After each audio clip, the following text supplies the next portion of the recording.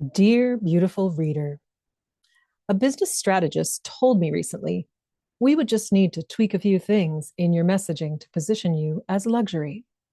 I laughed. I don't see myself as luxury, I said, my mind racing to endless racks of high ticket Chanel, uncomfortably beautiful Louboutin, and overpriced handbags. Don't get me wrong, I love fine things when they're actually fine. Beautiful materials, exceptional craftsmanship, pieces that last decades. And that's a whole other conversation about quality versus branding. Stay tuned.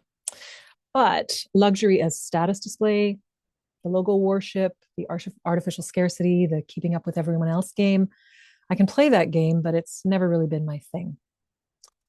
That's not what I'm asking, she said. What's the one thing in your business that cannot be scaled? Oh, I mused, the light slowly dawning. It's me, my presence, my time, the experience of working with me one to one in real time, responding to what's actually happening in the room. That's the luxury. Not because it's expensive for its own sake, but because it's genuinely irreplaceable. And then I realized my clients are doing the exact same thing as I was, undervaluing the one asset that can't be replicated themselves. Look, I've been there. I own two Prada bags, both with double zip compartments, easy clean leather, and the ability to hold an enormous amount of stuff without collapsing. I drive a 13-year-old diamond white Mercedes C350 coupe named Madeline that still makes me smile every time I slide into her seats. I chose these things partly for how they made me feel, partly for what they signaled, and partly because I'm deeply practical. You do this too. You buy the luxury bag to celebrate a promotion. You invest in the designer pieces because your peers have them. You choose brands that signal something about who you are or who you want others to think you are. And there's nothing wrong with any of that, especially when the quality matches the price. But here's what I've learned working with hundreds of professionals, entrepreneurs, and executives. The most expensive thing you own costs nothing. It's your presence. It's your specific way of thinking, seeing, and showing up in a room. The irreplaceable experience of you, fully here. That's the actual luxury, and most of us treat it like it's replaceable. You've been taught that your value lives in your output: hours billed, projects delivered, results produced. You settle for being undercompensated and overworked, and then wonder why you feel exhausted and unfulfilled despite all the external success.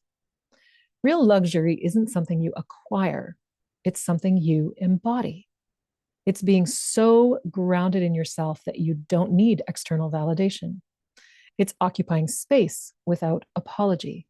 It's bringing your full presence without fragmentation. And it's knowing that your worth isn't determined by what you produce or what you wear. When you understand that you are the irreplaceable luxury, everything shifts. You stop apologizing for your compensation and ask for your true value. You quit performing for approval.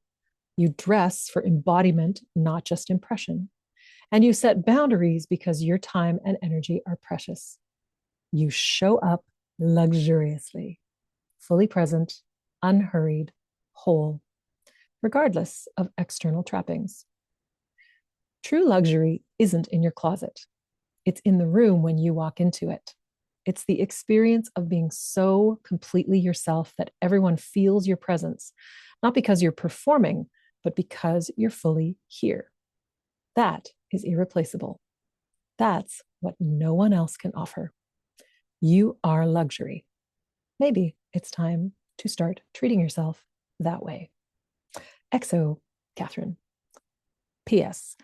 This one hit me hard when I realized it about myself. If it's stirring something in you too, comment below and tell me.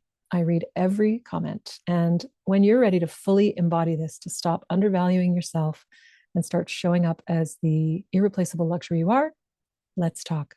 Link in comments.